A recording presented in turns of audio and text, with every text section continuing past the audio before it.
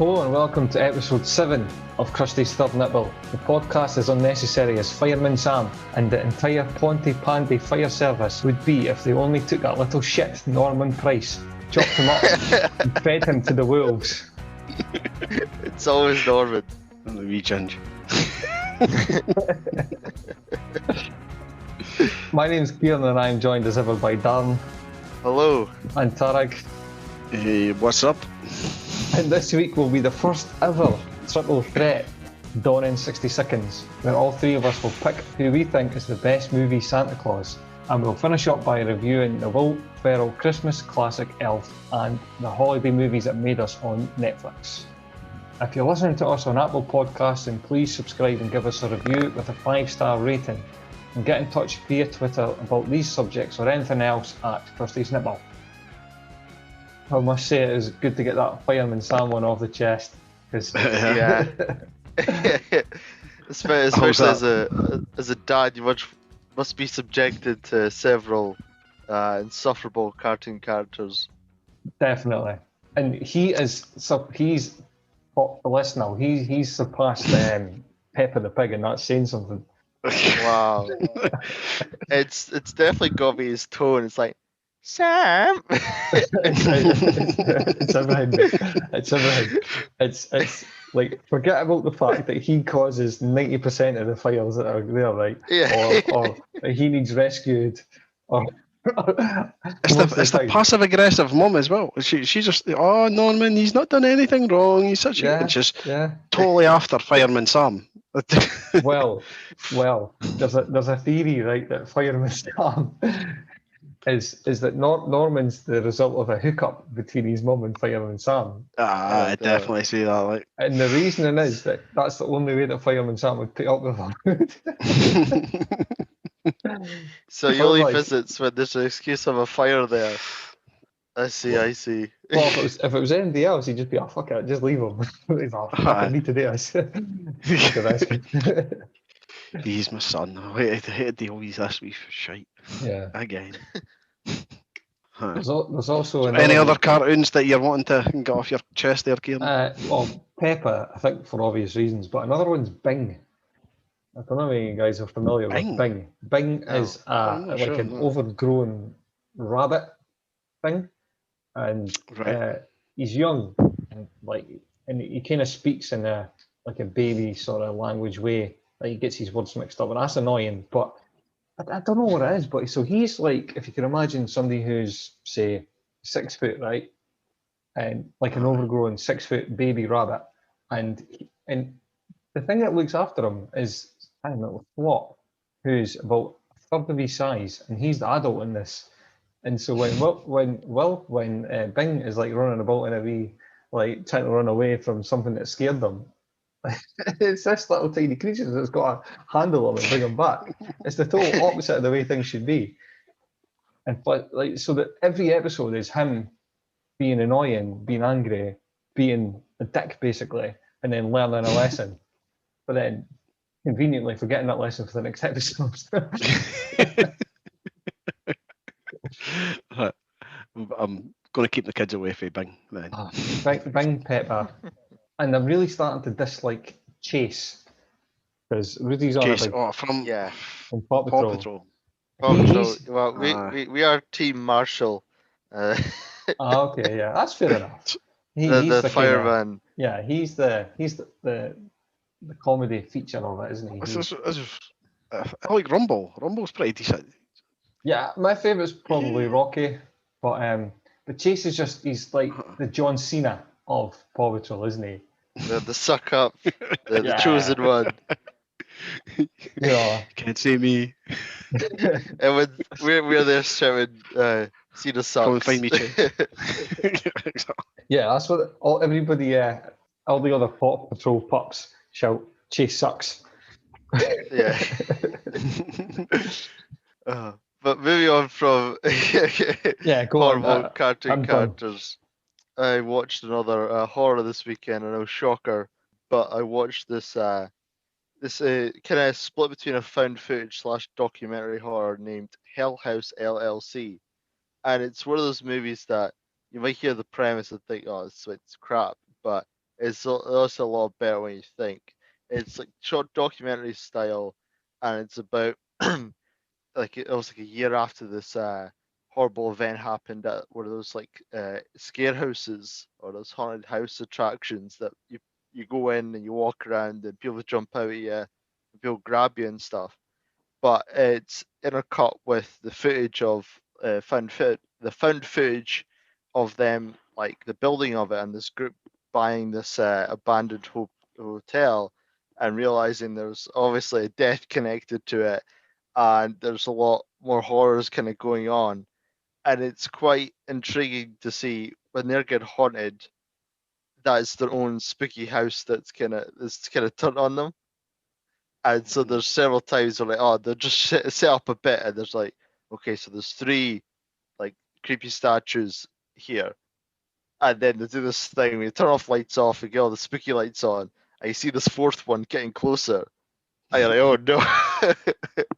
Or they have these crazy, creepy looking clowns, and they're just like, mannequins, so their heads can't move or anything, or they can't get up, and they'll leave the room, or something will happen, and it'll turn around and the heads have just moved, or it's standing where it shouldn't have been.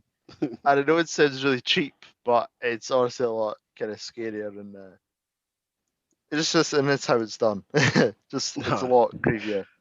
Have you ever been to anything like that, Daz? Where you've got the live actors? I know they done one across in was it the Kearney Fruit Farm? They had like a horror night. Me and a few of the friends went across there, and it was good. They'd done quite well. You had to put a hood on you, and you had to kind of find your way along this just chain. People jumping out and hitting you on the head and stuff like that. And it was all dark and dingy and all this. And you were walking through. There was one where I was walking through like a wee graveyard type, and I was in a tent, and you're seeing something moving to your right hand side of you, and this kind of zombie thing stood up and smacked her head off the top of the tent. As soon as she smacked her head, I started pissing myself laughing. I was like, just sit down. You're no way you're scared of anybody. Yeah. And she just sunk back down as if to say, oh, fuck. From like 28 days later to Shaun of the Dead, real quick. But no, to answer the question, I haven't told Pap, first of all. I'm pretty sure I've been traumatized. I was in a ride with that, and it was like just a little kind of fair ride. It was just like you're in a little, almost like a mini roller coaster. You go around, you go up the stairs, and you go around this big corner. There's a massive werewolf that jumps out at you. And I go, and scared. And then not only does the ride stop there, and I've got this massive 7-foot werewolf going, right, intensely. I'm like, get me off this ride. And you can't go anywhere because you're still strapped in. You've been told not to go, and all the rides have stopped. So, traumatic event. I was going to ask though, like, so you do like your horrors, your films, don't you? Yeah. So do you just sit in the bedroom when you're all watching these and just shit yourself? I love it. I think it's a lot harder to kind of, I don't know, I just feel like it's, a lot of horrors have cool ideas to them. Maybe the ones I find appealing, but I know if I was in that situation, I wouldn't last 5 minutes. Anytime my daughter, she's 9, she goes upstairs and she'll be sitting watching on her phone. And anytime I go up the stairs, I know she's never going to hear us. So I'm jumping in her bedroom and scaring her any chance I get. I would be doing that to you all the time. There was one day that I scared her about 5 times in the space of an hour, and I recorded most of them on the film. So it's just her. But I'd start boarding up the doors and everything like that. and I've seen these, and her reactions are particularly brilliant. They're just so animated. So, child trauma aside, what did you do, Tarig? I'm not sure if I can put child trauma aside. Other things I do with my kids is the reason for doing it. Yeah, exactly. What was the film where they had? Sorry, on you go. No. Yeah, what was the film where there was? I was going to ask, like, from seeing all these horrors, if you were in a horror, there's certain rules that you need to follow, isn't there?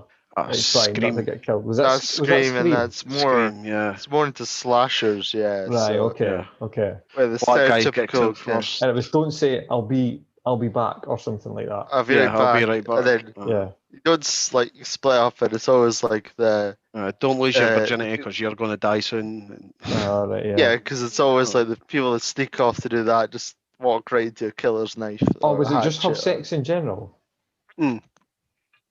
Yeah, I think it might just be have sex. Yeah. But that was an alright franchise, I suppose. Oh, anyway, I've only seen the first one. Yeah. So coming away from that, so what have I been doing this week? I've watched a couple of things with Izzy and that. But on Sunday just past, we went away out for a brunch, a Santa brunch with the kids and Izzy and mother-in-law as always. So yeah, it's got to the mother-in-law story. Yeah, it's that time. Sorry. So it was good. It was a nice brunch. So we went in, got a nice wee seat. Everybody ordered up. I went for the full Scottish breakfast and got haggis sausage, tatty scone, black pudding, the whole shebang. And then you were getting a lot of the American style foods, pancakes and bacon and syrup and stuff like that. So I was a wee bit trying to sell it to Izzy's mum that this is how you should be doing it, because pancakes are just pancakes. You put jam or chocolate on them. Then it gives bacon with this rubbish. Aye. So we're sitting there. Everybody's in each booth, but there's kids and that kicking about. And I'm eating my breakfast, and I say to Izzy's mum, "Do you want a kielbasa? Because Polish sausage, I'm pretty sure they would kind of quite fancy that." Oh, exactly. And she says something to Izzy, and Izzy starts giggling away. I was like, what you laughing at now? Because honestly, it's half the time in my house, I don't know what the hell's going on. And Izzy's mum's the same. She feels like just your housemate. It's just my life.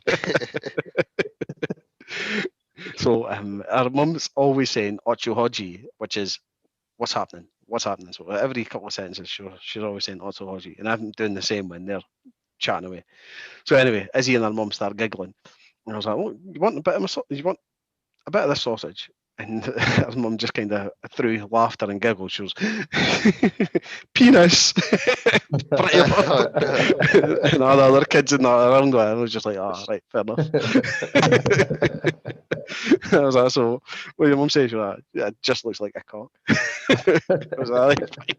It's funny how she's one week like kind of out of touch with technology with the Fire Stick, and also an immature child in the other one. Massively.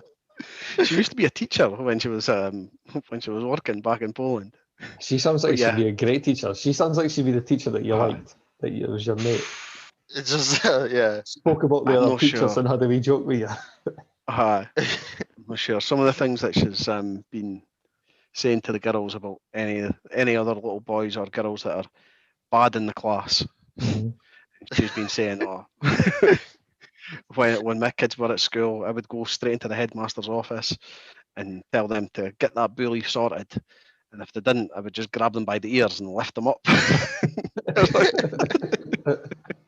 Okay. Very good. Just gotta be a bully. Yeah, exactly. Yeah. And when the kids come home, she's asking them, so who was naughty today? So I'm keeping her away from the school gates just in case she finds all these people. It was hard at the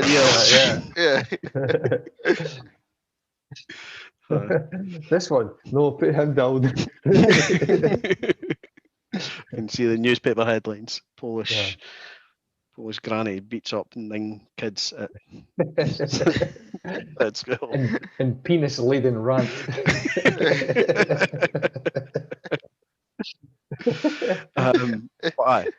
What was I watching this week? Just started This Morning Show. This was an Apple TV kind of. It was one of the first shows that were brought up on Apple TV. So you've got Jennifer Aniston, Reese Witherspoon, and Steve Carell in the main roles. They're news anchors or morning show anchors, Aniston and Carell, and the first thing that you find out is Carell's been sacked because it's just on the back of the Me Too movement, and he was sleeping with a couple of people in his office, and he's been dubbed as a sexual predator.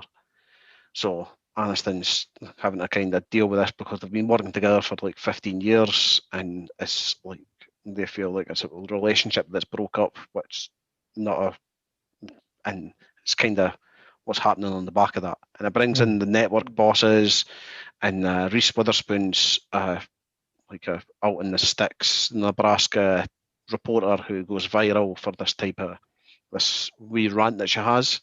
And the network producers decide to kind of bring her in and potentially do a wee bit of a replacement with Aniston as well. But it's pretty decent. It's quite funny. They've got a guy, Mark Duplass. He's been on a few different things, and he's quite funny. He's one of the producers on it. And I might recognize I'm trying to think what else he's been in actually that you might have seen. I'm sure there will be quite a few different things. I'm looking it up just now. He's been in loads. He's got one of the faces where he's like it's funny you mention well, the subject matter of this, because he was in Bombshell, and that film was about the Fox News creator basically. There was a massive sexual abuser. Yeah. He's kind of. It's just probably a coincidence, but yeah. Was Mark Duplass in the movie getting this wrong? Was he in a movie called Creep? Yeah, he's in Creep too, so I imagine he's in Creep. Yeah, that's awesome. The only film. Creep is the only film I think that I've walked out on. Really? Well, there's two Creeps actually. There's the found footage one, and then there's the one about the creature in the London Underground. That is the one I walked out on. I can't remember who it was with. What? Yeah, just sitting in this is shit, and then there was something that just made me just leave. Like this is gone. I'd rather be somewhere else. But I'm not a horror fan. Yeah, that's fair to say. He's what I'm remembering from was the League. The League's brilliant. I forgot all about this actually. Just kind of seen that on his IMDb. It's about 4 guys who are in a fantasy football league, and they just rip the piss out of each other. Yeah. It's really funny. We'll come back to that one at a later date, but that's something that we should watch. Like, funny as hell that. But yeah, back to Morning Show. It's really good. First couple of episodes. So you just started watching this? Just started watching it. A couple of days ago actually. How is Steve Carell in it? Because I don't think I can watch him again and not think about his performance in the US version of The Office. And I think he's good. That character. Is he serious in this? Because he's serious in this. Yeah. If you let The Office Steve Carell loose in a newsroom, that'd be funny enough. But in a newsroom caught up in the Me Too movement, well, especially when he's black.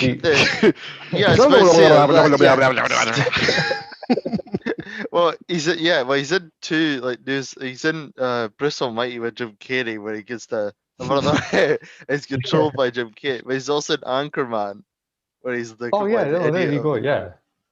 So and that's the complete opposite of this, because he's not serious in that at all. But I see him as. Does he? Yeah. No, he's done a couple of serious it's funny roles that though recently. It's funny how you just sort of. They have to be good. If you're very well known for one thing, you have to be really good as an actor to kind of change people's opinions on mind. So you're not pigeonholed. Definitely. No. Good for if him. You get a chance, give that a wee bash. And the other one that I watched was a movie. I didn't think it was a movie. I thought it was a TV series. It's on BBC One. It's the group of things. The group of movies is called Small Axe. So the first one that I watched was what was it? I'm trying to remember. I will watch them. I'm just kind of saving them up because I'm watching so much stuff at the minute that's on the list.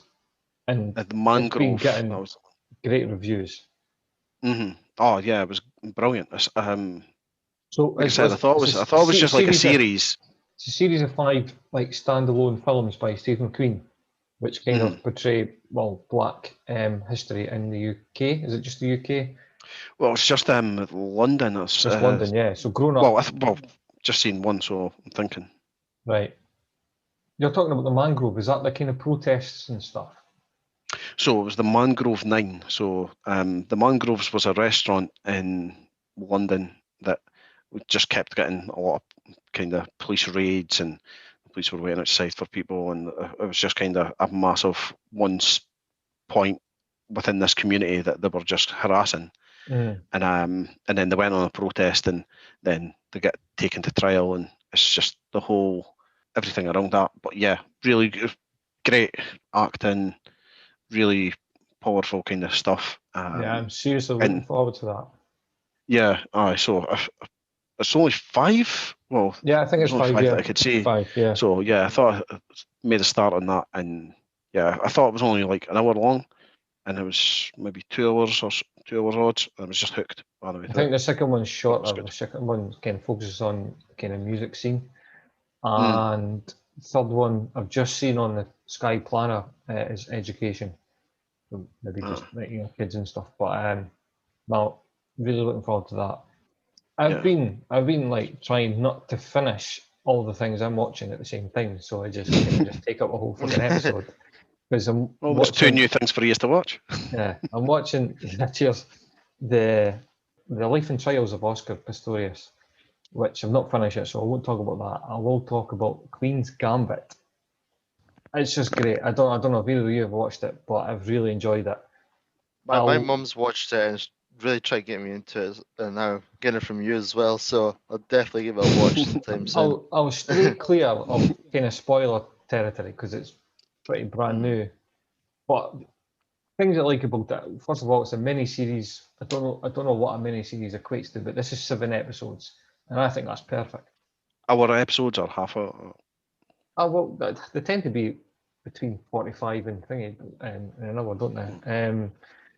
So it's a girl who finds herself an orphan.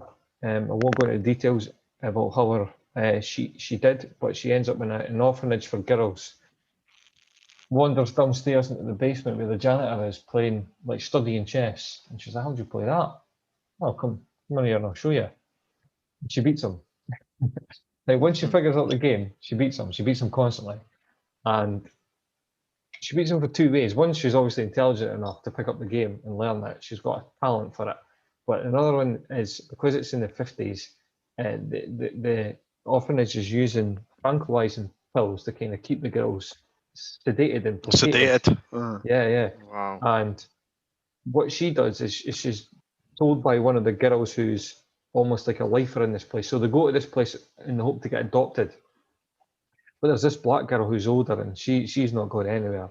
And she's saying, keep the green pills. The green or blue, I can't remember. Keep the green pills until you go to bed at night, and then take it then, and then that'll just get a good mellow you right out. Yeah, and so she does it, and she visualizes the game of chess on the ceiling when she's lying in bed. And so with that and the books that she's reading, she just becomes an absolute prodigy at the thing. As she grows up, rises through the ranks in the US, and the things about, there's obviously a huge element of chess in this, and coming to, is maybe not the most exciting subject, but this makes it good.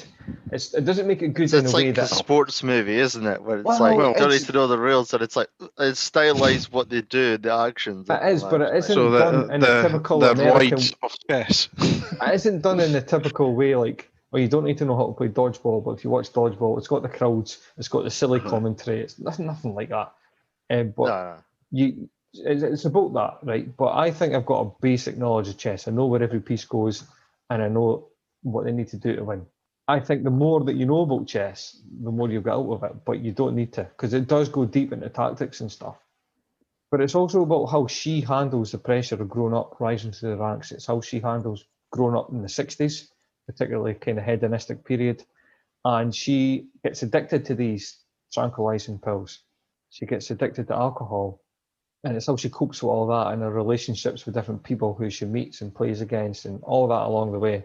And she builds up to playing against the very, very best in the world, which is the Russians. I think it's really well done. It's stylish. It's not over powering, like I said. It's not overbearing. Like it's not that type of dodgeball sort of thing where you just tune out of it. It's got Anya Taylor-Joy, isn't it? That's she's great. So what else have you seen her in? She was in Split, and I think I saw something else. I can't remember. And she's got a very kind of you see her face, you just that's her. It's not like she just kind of quite fades in anywhere. Yeah. Did we watch Split together? I've seen it a few times, but yeah. Yeah, I think we did. Yeah. She's great in that as well. But I've seen a scene with Marge just kind of passing through, and I see her her character's quite awkward or kind of very awkward. It's just awkward with people. It's kind of be very matter of factly. I saw a scene where she's getting interviewed for a paper or something like that, and the reporter's trying to ask her kind of big or leading questions, and she's just I just want to win. I just want to prove I'm good at chess. It's not.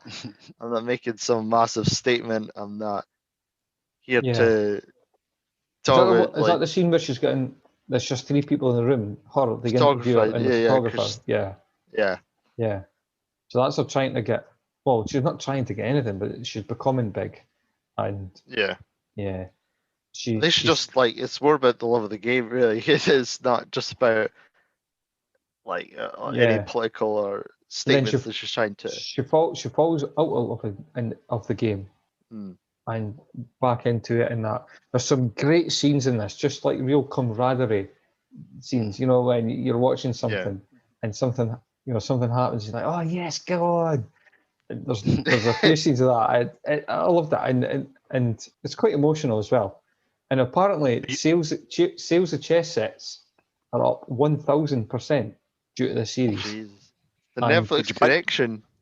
Yeah. Darren, you know what you're getting for Christmas. Yeah. I think I have good knowledge now, but if you're ever going to pick up a chess set and you're not going to do it after watching this, you're never going to do it. That is just fact.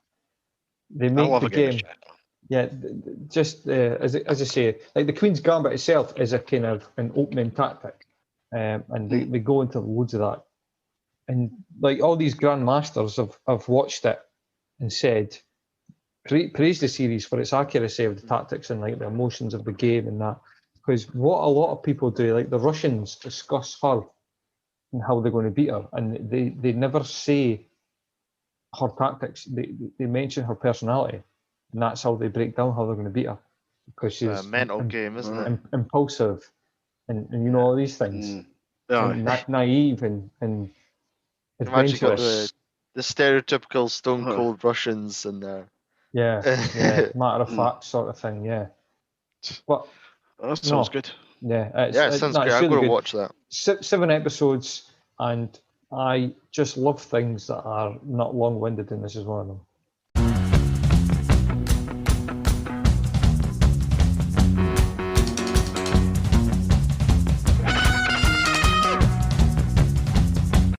Okay, Christmas jukebox time.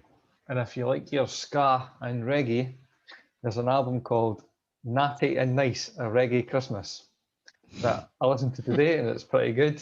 I'm going to recommend one from it, and it's Santa Claus is Skaing to Town by the Granville Williams Orchestra. I love that. Have that image in your mind, yeah. We're going to need to start getting these songs played over. Yeah, I know. Either that or you're singing it. Not singing it, mate. You keep trying. This is not the third episode. How good is your ska? Yeah. How good is your ska and reggae? There's a way actually we could do this, but it would only be available on Spotify. Alright, what's doing ska and reggae? What, me, you and Dan? We can play the songs during the episode. Bonus episodes is us saying. That's what. Yeah. That is what. Yeah. That's what I'm thinking. That's going to be our number 1 album first for anyone that's Christmas album, yeah. Listening to us, 2022, ska reggae. Kieran, Darren, Tarig. Next week, I couldn't think of a good ska and reggae name there.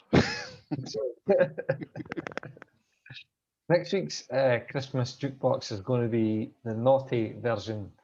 Any examples of Santa looking to get a bit frisky, or there's a couple I've got in mind, but if you've got any other ones to add to the list, please do let me know on Twitter at Krusty's Nipple. I don't want to give the game away, but an example be the song I Saw Mum Kiss Santa or something like that. Is that Yeah, I'd say that was the original naughty Christmas song. Been covered many times, and yeah, it's kind of like where that leads to. Chocolate salty balls and all that jazz. Well, there you go. You got on too early with that chocolate salty balls. I know. I sang it too early. I was too keen.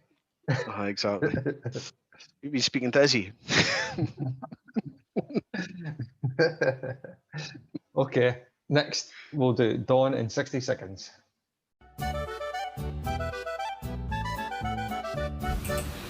So you've heard us stutter through a few episodes now, and if you're thinking I could do better than they 3 rapes, then you're probably right. You can even do it right from your mobile phone. The free Anchor app has all the tools to record and edit your podcast, and Anchor will do all the distribution to places like Apple Podcasts and Spotify for you. You can even make money right from the start. But hey, don't just take my word for it. Here's Tarig's mother-in-law to tell you more. Download the free Anchor app or go to anchor.fm to get started. There you go. Simply download the free Anchor app or go to Anchor FM to get started. Just remember to plug in your mic. The best place to listen to Krusty third Nipple. It's nice.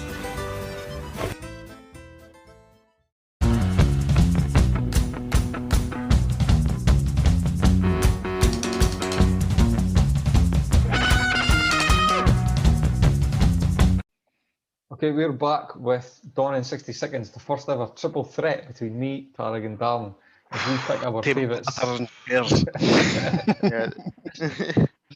Sorry.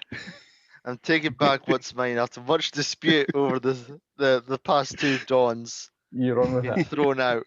We'd sell it once and for all. If we were going to sort of kind of calculate who wins and the number of wins and stuff, I think the only fair way to do it is the Twitter poll. Darren, you beat me. We can maybe have a secondary chart. I know Tarik's good with Excel spreadsheets. But, yeah. Oh, spreadsheet it up. So we could do like a judge's favourite, and whoever sucks up to the judge most, I guess the most wins there, and then the Twitter poll winners as well. I'm quite good at sucking up to the judges as well on this. Yeah. There's also some threats thrown in with you as well. So far you've offered yes, that's very money. True. Yep. It's a matter of time before you start offering sexual favours for this, Tarig. Well, that's always on the cards. I'll never take that off the table with you two boys. So, Darren's got 1 victory. Tarig, you had a landslide victory over Darren the second time. Yeah. It was me against you last time, and I'm winning the vote, but there's still a day left, so the jury's out. Yeah. The jury's out. I see. I've won one. I think I won 2 judges in 1 Twitter poll. So right. Yeah. This is going to be complicated. Maybe we'll need to get a trophy at the end of the season as well. It'd be great if we could get a Dawn ring. It's got to be a ring or a crown. There's something, isn't it? Not a trophy. And you got to win it for the episode you're defending it for. But on to Darren, I wouldn't be taking that off for a month. Yeah.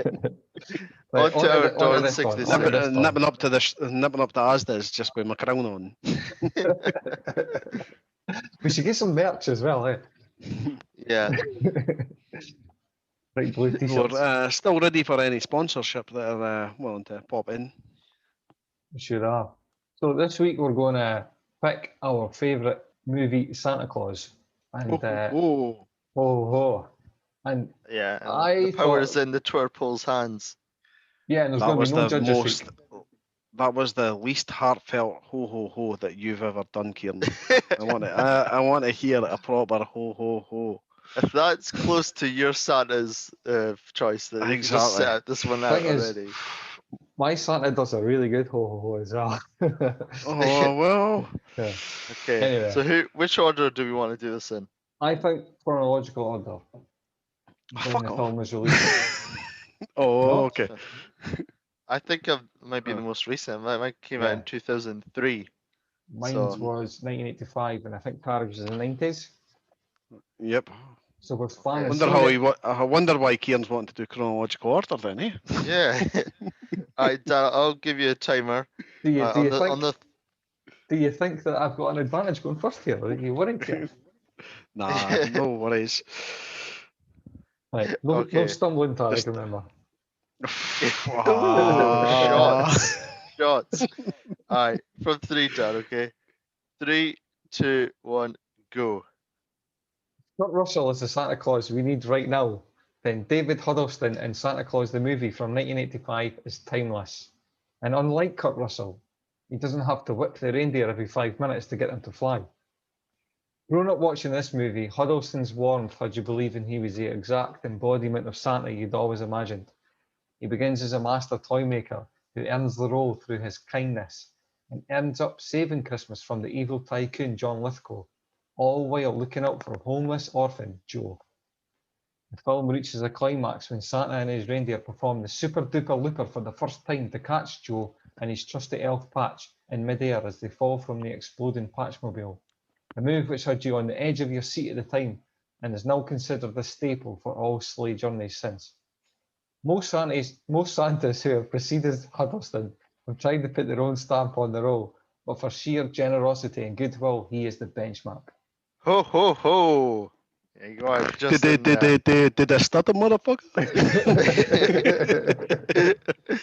Okay.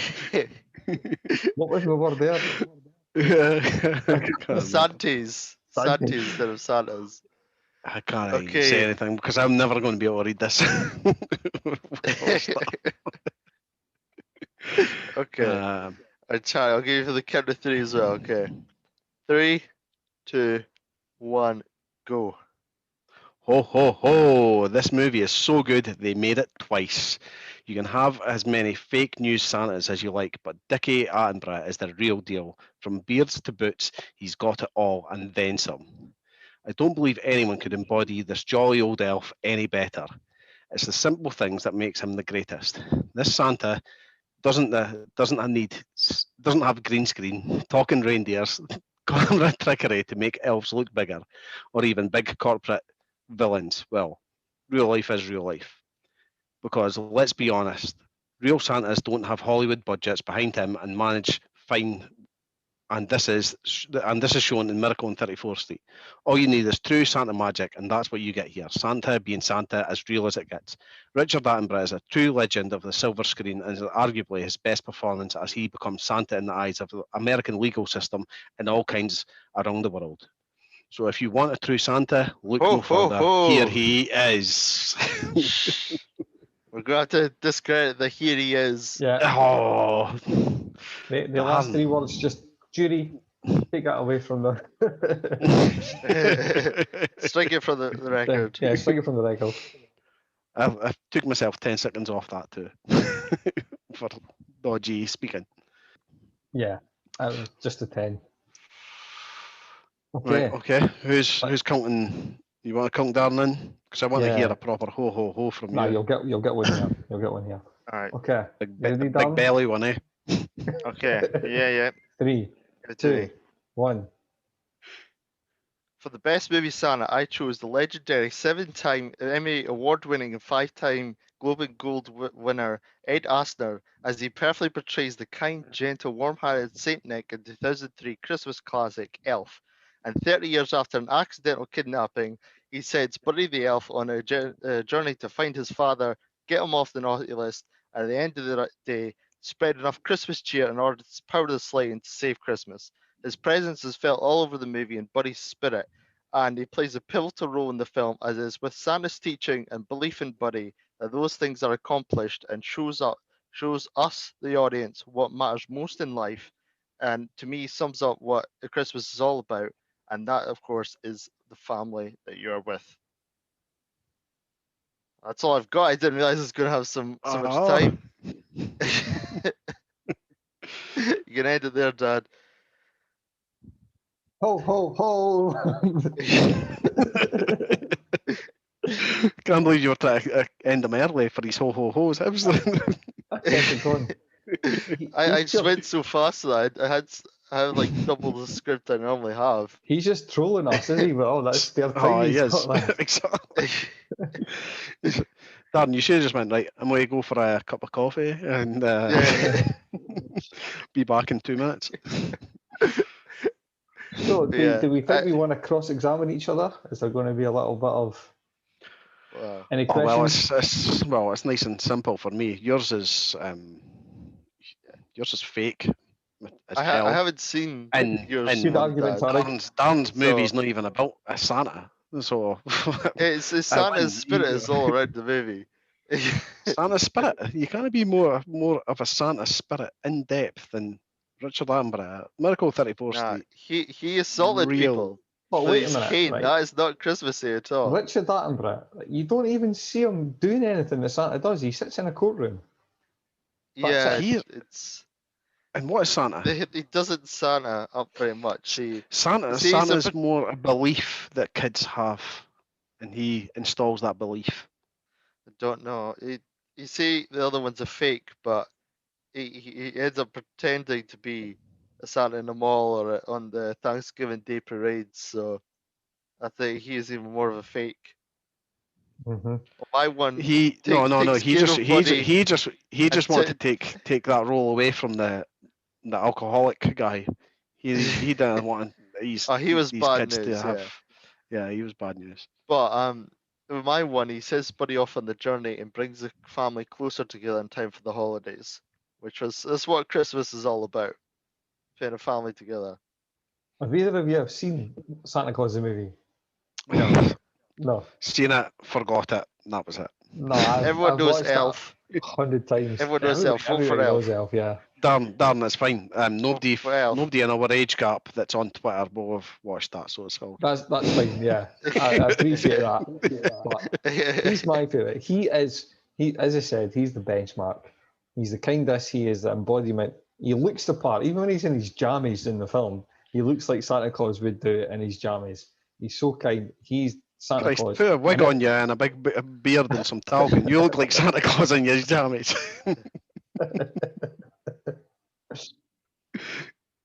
Okay. Shout out to Mike Suave, Mikey1873 on Twitter. Can't believe you picked that year. He says he was a Tim Allen man, but the past couple of years, Kurt Russell has swung it from him. Guy's a legend. So. Mike Suave, what a legend. That boy can drink. I served him well in the fish. So of course now it's up to Suave.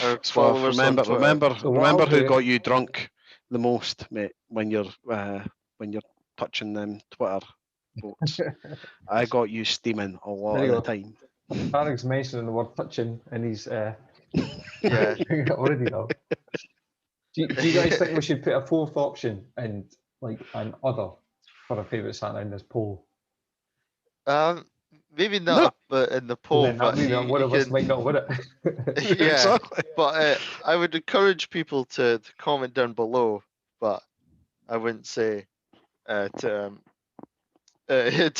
mess with the poll votes. Yeah, don't mess with the votes. Can't have somebody else wearing the ring, can we?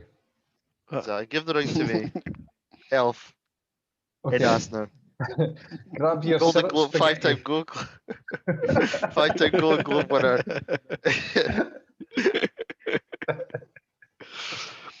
Right, grab your syrup spaghetti and your oversized yellow tights as we move on to the Will Ferrell movie Elf.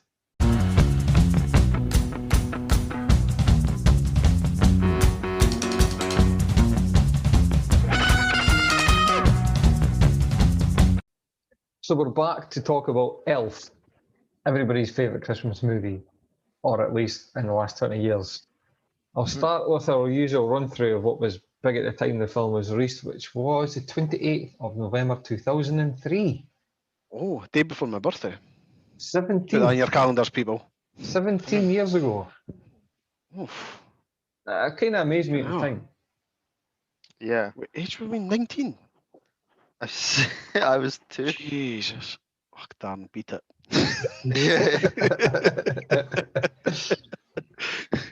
The number one song at the time was Crash the Wedding by Busted. Crash the Wedding? Busted. Do you remember that song?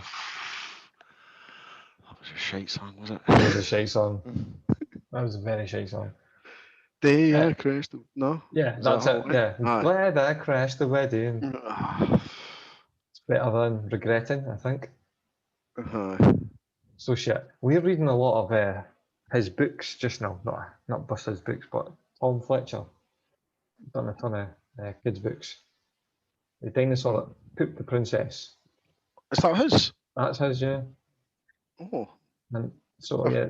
Might not hate Busted as much as I thought I did. Yeah. And we're reading a kind of more of a novel one. It's called the Christmasaurus. So it's about a Christmas dinosaur. Kind of going through the chapters of that before we just now, hoping to finish it by Christmas Day.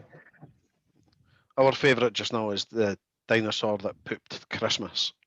Oh, I've not read that one. I think I've read Poop the Princess, Poop the Planet, and the one where they're tidying the bedroom, and he pooped. That. Too much poop. Anyway, it's pretty like what's the illustration. Jobby heavy. Yeah. It's good. The sweet corn's kicking about in there, and it's good just getting to read the story and shout. The number one film at the UK box office was Love Actually. Yeah. And the number one film at the US box office was Cat in the Hat. That's a good film. I wasn't a big fan of Cat in the Hat. It's funny to kind of laugh at it and then not take seriously. It's just obviously the Cat in the Hat looks creepy, but it's funny. It was actually so close to being Elf in the dates. You know, films are released earlier in the US. Yeah. Only by a few days or so that Elf was not the number one in the US box office at the time of the UK release. So I don't think we need to kind of talk about the plot that much or go through the film like we usually do, because anyone who hasn't seen it just won't be listening to us, pure and simple. But Tarig, we also watched the holidays that made the us, holiday the movie documentary. Tarig, do you want to take us through why you've chosen that then? So like I said last week, it's more or less a deep dive into the movie. It brings you from imagination to full concept of the movie and into hitting the box office and making its way onto our podcast, basically.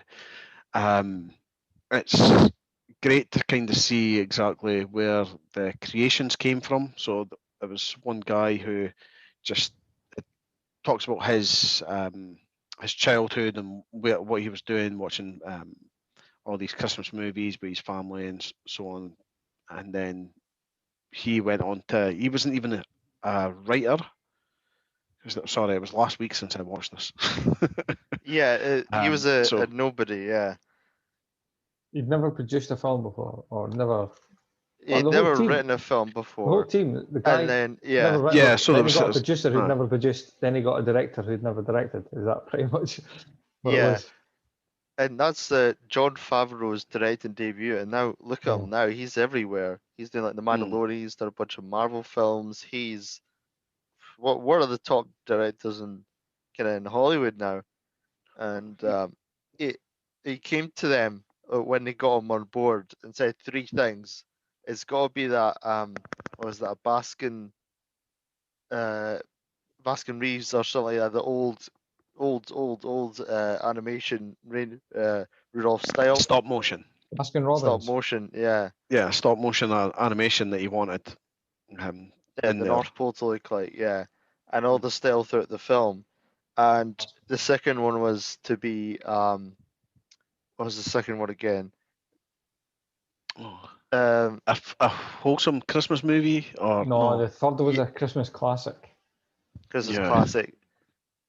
But yeah, he had these 3 visions for the film, and he said, "This is the only way we're going to do this. Is going to be this." And they had to have an uphill battle against the studio to give almost every inch of the way. And it's just kind of, it's great when the 3 people kind of have a passion and just try to execute as great as they possibly could. Yeah, because there was a point where I wasn't even going to actually make it. Yeah. Quite a few. Because they had these no-namers pushing this film, and they were just like, well, why should we? But they had quite a lot of lucky turns where they managed to sign Will Ferrell on quite early doors, even though he hadn't really done any major movies. And then just before this was lead. It was his first movie as a lead. Yeah, he was just doing Saturday Night Live beforehand. Yeah. And then just before it got released, it was what was it? You Boy Blue. The Old School. Old School, that's the one. You My Boy Blue. And it's movie. So weird because that's fantastic movie. Yeah, that's a hilarious kind of adult comedy, and it's like, how does that create Elf? How does that help boost Elf? You gotta have Frank the Tank, and that helps Buddy the Elf. It's such an awkward little thing, but they saw just kind of what Will Ferrell could do, and it's funny because Will Ferrell could have the role could have went to Chris Farley originally, the first studio they went to, and that would have probably wouldn't have went as well. No, even though Will Ferrell can be over the top sometimes. There's no probably about it. Will Ferrell makes this film. Oh, yeah, 100%. Stands and falls on him. And it could have been released by a different actor. It wouldn't have been half the film.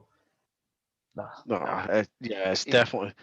It's got one of the scenes that I really liked was when they were talking about how the tickle scene. Yeah, with his father. Yeah. So his father, he's coming in to read him a story. James Cameron, and James Cameron. James Cameron, the director popped in as well. Yeah. So James Caan, when he was on set, everybody was kind of quite scared of him, thinking, "Oh, James Caan, he's this big powerhouse." Sonny Corleone. He's Sonny Corleone. He's always been known as being quite hard to work with. And then when he first came on the scene, came on set, everybody was saying he came on and he said, I want to be known as Jimmy the Dream. Jimmy the Dream on the set. So he got everybody to shout Jimmy the Dream. And then as it went further and further, and as Will Ferrell kept kind of pushing him, you could see that he was just almost the way to snap, and Sonny Corleone was the way to come out. And the director done a great thing on the scene where he shouts at Buddy near the tail end of the film. The breaking point. He's just at breaking point, and he just goes up to him and says, "Remember, you're Sonny Corleone." And then that's where you see the anger and the acting really pops out with you. So they played on the tension between the two, because James Caan's like a serious actor playing in a semi-serious role, and Will Ferrell is the exact opposite. And what you learn in the documentary is off camera, Will Ferrell would just wind them up rotten to the point where he can't stand them. Yeah. And that's where the tension kind of ramps up, and you could see that in the film. It's great when the tickle scene. That's the dynamic on screen, but it's also behind the scenes as well. Yeah. It's a good scene. Yeah, because he kept saying, "Let's do the tickle scene again. Let's do the tickle scene again," just to totally wind them right up. Yeah, because you don't really want to be tickling Sonny Corleone. He's got and James Caan's like, after the first cut, right, we got this, right, we've done it, right, we don't need to do this again. But yeah, especially that scene when he's at breaking point, he did that one take. That was enough. That was it. Enough to snap up. Okay, there you go, got it out. You want to keep the beast out of his cage. Yeah. I love there's plenty of uphill battles they had to do, but in the documentary they said the ending with everyone singing, the dad joining in, like going back with everyone he's met with the film, the Christmas spirit getting flown through everyone's veins. I got cut at original screenings. And it was just, okay, Santa's got enough, and he pushes the button. Like, he didn't even leave the ground, he just pushes the button. And for some reason, the studios thought that was a good idea to end the movie. And it's like, you've just ripped the heart out of everyone. Like, you just stopped everyone abruptly. So it's like it's almost like a cliffhanger. He pushes the button, but does Christmas get saved? Yeah. It's like, no, it's a family Christmas movie. Christmas needs to be saved. You'd have clear evidence that Christmas still happens, because kids are going to be like, what? The documentary described it as what the old school had just come out, and old school attracted a kind of like a different kind of audience than cult following. Yeah. And they thought, shit, we've got Will Ferrell, we better make him like the guy in old school. So all this fucking airy fairy Christmas spirit stuff has got to go. Let's just end it there. And I mean, when the money men are talking like that, it takes some guts and some really appreciation of your vision and backing yourself. Fight for that. And it was play. 3 nobodies. And especially, yeah. And that's how bad films happen, isn't it? It's because guys get around the committee and start deciding how it should go instead of sticking with one man's vision that everybody else agrees on. I'd rather have an all right one man's vision than a poor like mess, Definitely. Well, you've changed your tone, have you? I want the tone. I don't care about the twirl.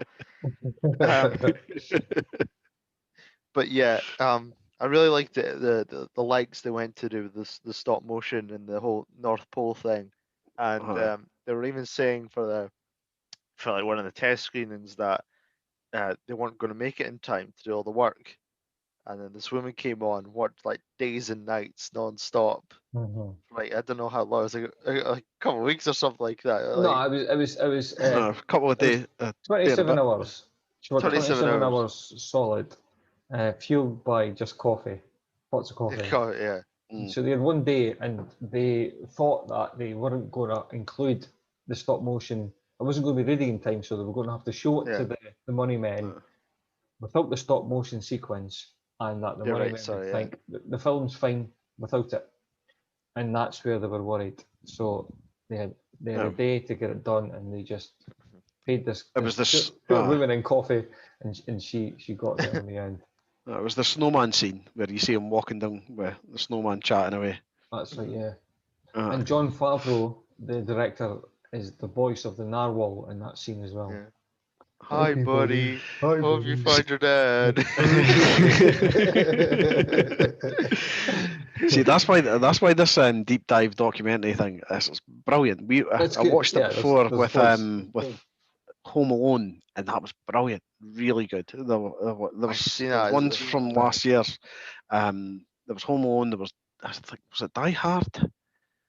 And they've also done How Toys Made Us, where they looked at like Transformers and Barbies toys and all this, and wrestling toys. Wrestling toys was brilliant. You do learn so much.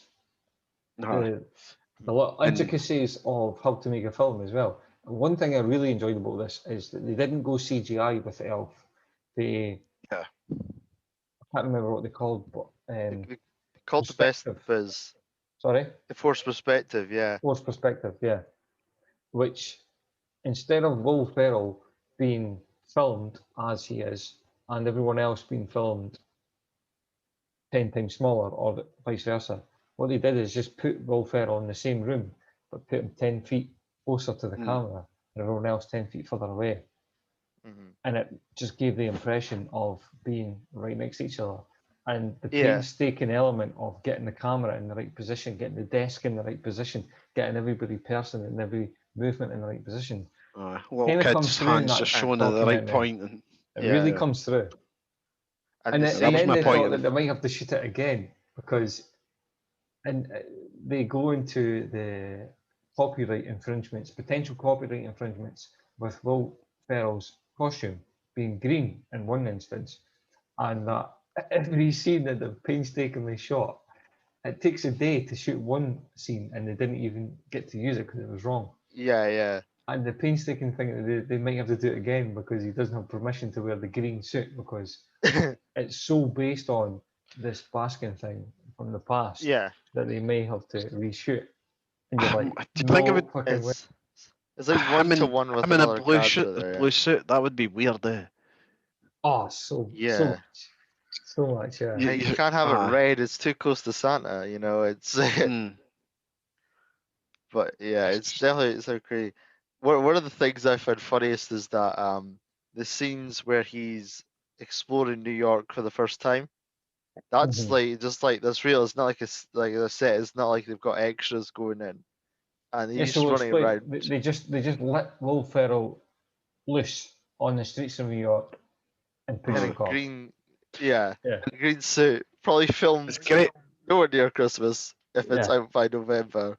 It's great because he wouldn't be able to play that part any other time in his career because he was doing Saturday Night Live, and he was just kind of getting some smaller roles in some films, but so maybe not as recognisable within within New York. But your initial reaction anyway to like a fucking 6-foot+ maniac with an elf costume was just, what the fuck is going on here?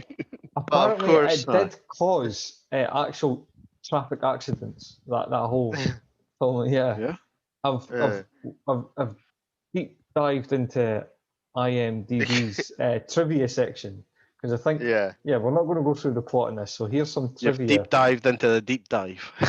So here's some trivia from that film, right? So it caused actual accidents. Plans for Elf 2 were scrapped, but Will Ferrell was offered $29 million and turned it down. For various reasons. I think one of them may have been the director, Jon Favreau. They didn't click as much. The scene where Buddy eats different candies and pastries with the spaghetti noodles had to be shot twice because Will Ferrell spewed his ringer the first time. Another trivia is that the Santa that he walks into, the Santa lookalike in the streets of New York, that's just a random guy dressed head to toe in red with a big bushy white beard. Just happened to be there walking down the street. Yeah, just happened. New York City, man. New York City. It's happening, eh? Yeah.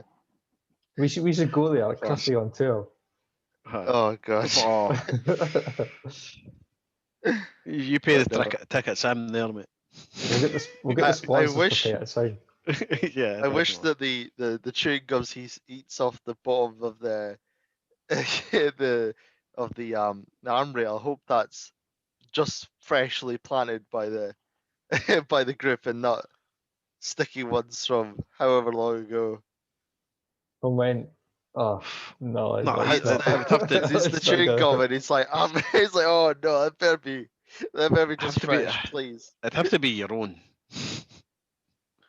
Another ways around it. We were talking about the copyright from the. I wish I got it. The Baskin version, which basically the film was based on, down to the elves' costumes, the stop motion thing. There was a copyright infringement there, but the film was able to use elements from Rudolph the Red-Nosed Reindeer film from 1964 absolutely freely. Because it wasn't properly copyrighted. There was an error in the Roman numerals of its copyright notice, which rendered the thing useless. So anybody can copy that. But yeah, that's Rankin and Baskin. Right, that's it. Rankin and Baskin. Well, we've been saying Baskin this whole time, haven't we? Exactly. They're not going to copyright us, at least. Too much Tiger King. But another great kind of money-saving thing they went for, because they didn't get an awful lot of money to film, is that they ended up using an abandoned mental institution to film several locations, such as the police station. Pretty much half the film. The mail chute and the office that the father works in. It's like, no way. You think 100 years ago someone's getting like shock therapy in that room where bunnies did the dance in the mailroom. That's just begging for some haunting right there. I'm sure it was like a mental institution for Home Alone as well. Wasn't it? It was maybe an abandoned hospital or something that they'd had to film in for a lot of the scenes too. I'm sure it was. I know they made some of the house. I think the basement of the house in just like a warehouse somewhere, because they had to flood it. I think they made that in a warehouse for the Home Alone. One thing I thought about as well is each one of our Christmas favourite Santa Clauses was filmed in New York at some point as well.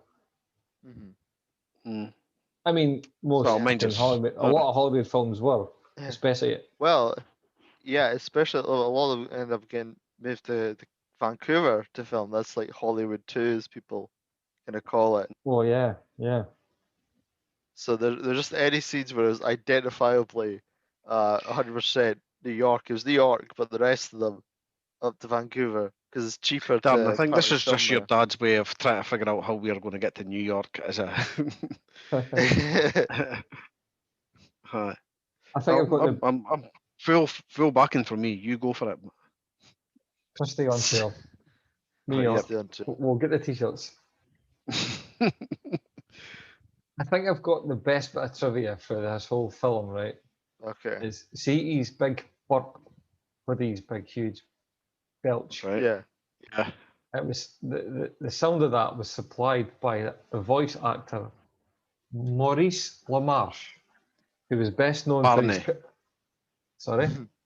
Barney. No, well, potentially, but he was best known apparently from IMDb as his cartoon character, the Brain, from Pinky and the Brain. Oh, what? There you go. I love Pinky and the Brain. So what Barney are you thinking from the Flintstones? Barney from the from Simpsons. Okay. Oh, that's the best belch, definitely. That is a good belch. That's probably the most famous belch. Yeah. Yeah. But Pinky, yeah, he's done quite a lot of stuff. Yeah, he has done something else. There was something else recently that I've seen his name coming up.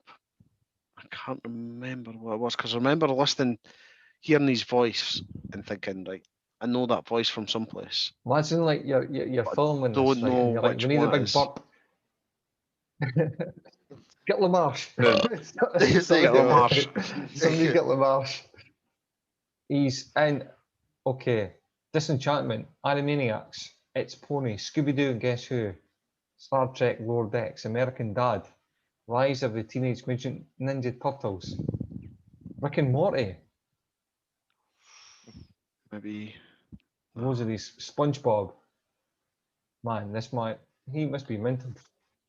He's good at burping. The Epic Tales of Captain Underpants. The Lion Guard. What's his name? Maurice LaMarche. He's in Ralph Breaks the Internet, which was our box office film from last week. This guy's all over the place. He's been in The Simpsons. You've heard him. There's so much here that I can't tell you what you're thinking about. Yeah. This guy is a workaholic, man. But I've no idea where I'm going to find out which one. To end the elf thing off, I think I have the best piece of trivia of them all. Oh, it's that's saying something after Pinky in the Brain. Yeah. Okay. Exactly. It's the best way of spreading Christmas cheer is singing loud for all to hear. So that's just something true. It's very potent in the movie as well.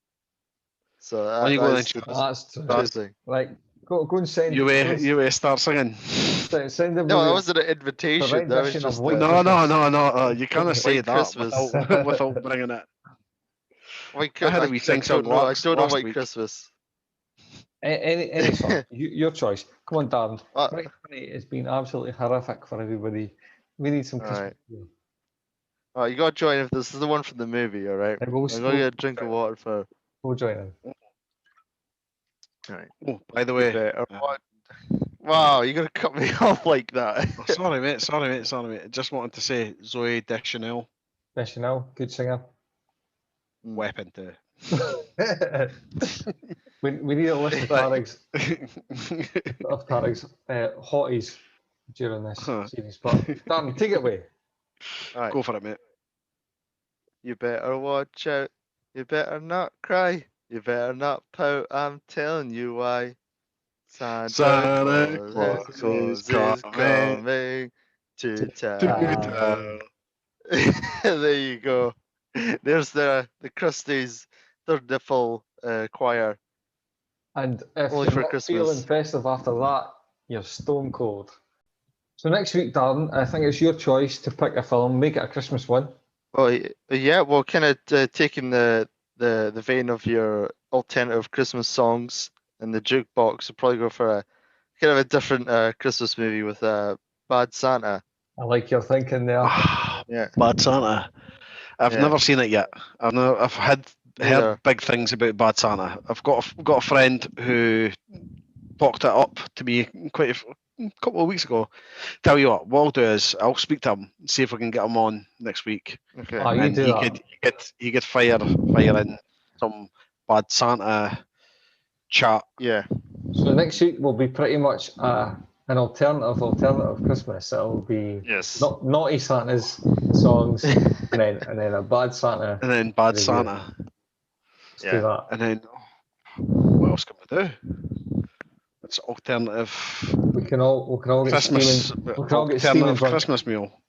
Steaming drunk, but not touching eggnog. Oh, here, what is eggnog? I've been thinking about that. I've been hearing a lot about that. It's an English thing, is it? Right? It's more American. Is it? Yeah, it's American. Yeah, American. Right. And how do you make it? I have no idea. Probably look it up online, but no. I know Americans that I know, they're like, well, yeah, I can't imagine Christmas without it. It's like, okay. Hang on, you know Americans? Have they listened to this podcast? Did they get offended by Tarig calling them stupid every week?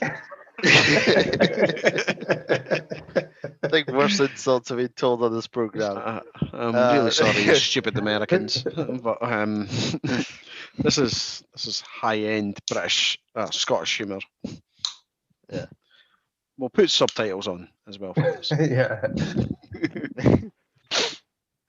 Okay, let's do that. Oh, sorry, eggnog. I think our equivalent would be a snowball, maybe. Right. So that's Bailey's or. That's what I drink. See, after a heavy day of drinking on Christmas Day, I end up with Bailey's coffee. Sometimes it's straight Bailey's with just Bailey's. Oh, you madman! But once it hits about 4:30, I'm ready for my Bailey's coffee, and that's mine. So I would taste eggnog if somebody was good enough to make it for me. I tell you what, I'll make it. I'll find out what it is. And we'll chuck it up, and we'll get it sorted. Let's do that. Okay, it's a goodbye from me, and a goodbye from them. Goodbye. Bye bye.